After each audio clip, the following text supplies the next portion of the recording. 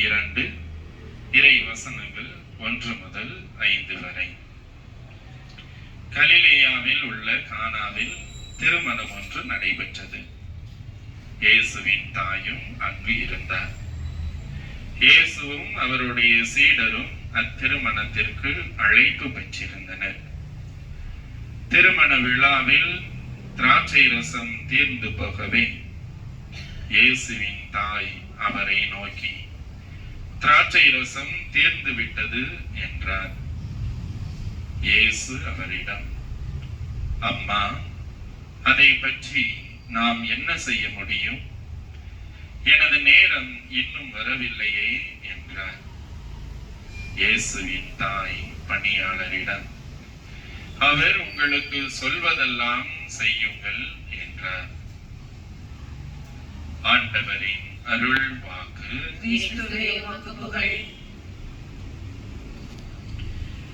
இறையேசுவில் பிரியமான சகோதர சகோதரிகளே, சலைத்தன்னையின் அன்பு பிள்ளைகளை, நம் ஆண்டவர் இயேசு கிறிஸ்து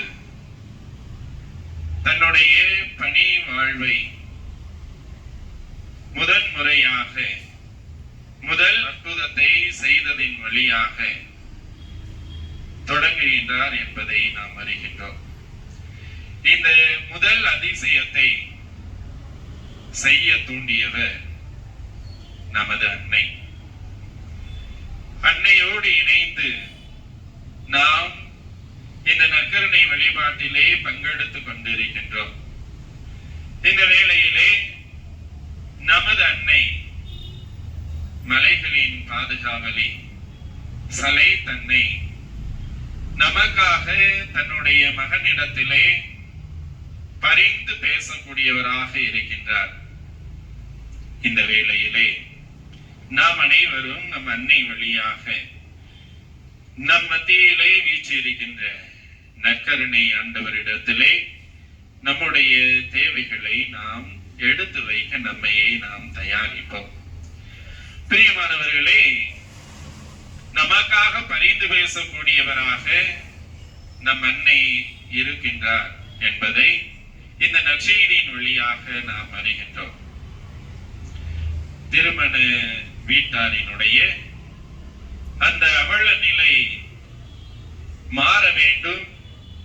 அவர்கள் அந்த அவல நிலையிலே துவண்டு தங்களுடைய வாழ்விலே மகிழ்வை இழந்துவிடக் கூடாது என்பதற்காக அவர்கள் அன்னை மரியினிடத்திலே வந்து சொல்வதற்கு முன்பாகவே தன்னுடைய மகனிடத்திலே பரிந்து பேசுகின்றார். பிரியமானவர்களே, நமது அன்னை பரிந்து பேசக்கூடியவராக இருக்கின்றார் என்றால் அவர் பரிந்து பேசுவதற்கு எத்தகைய வழிகளிலே தன்னை தயாரித்தவராக இருந்திருப்பார் என்பதை இந்த வேளையிலே நாம் எண்ணி பார்க்க வேண்டும். நாம் துன்பப்படக்கூடாது, துயரத்திலே மூழ்கிவிடக் கூடாது என்பதற்காக ஒவ்வொரு நாளும் நமக்காக நம் அன்னை பரிந்து பேசக்கூடியவராக இருக்கின்றார். அவர் எத்தகைய துன்பங்களை எல்லாம் அனுபவித்திருப்பார் என்பதை இந்த வேளையிலே நாம் எண்ணி பார்க்க கடமைப்பட்டிருக்கின்றோம். பிரியமானவர்களே, யூத குலத்திலே அவர்கள் இறைவனிடத்திலே வேண்டுகின்ற பொழுது இவ்வாறாக 3 காரியங்களை குறித்து இறைவனுக்கு நன்றி தெரிவிப்பார்கள்.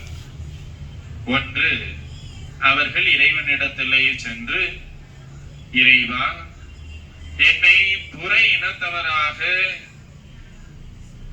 படைக்காததற்கு உமக்கு நன்றி, என்னை விலங்காக படைக்காமல் இருந்ததற்காக உமக்கு நன்றி, என்னை ஒரு பெண்ணாக படைக்காமல் இருந்ததற்காக உமக்கு நன்றி என்று இந்த 3 காரியங்களுக்கும் நன்றி கூறுவார்களாம்.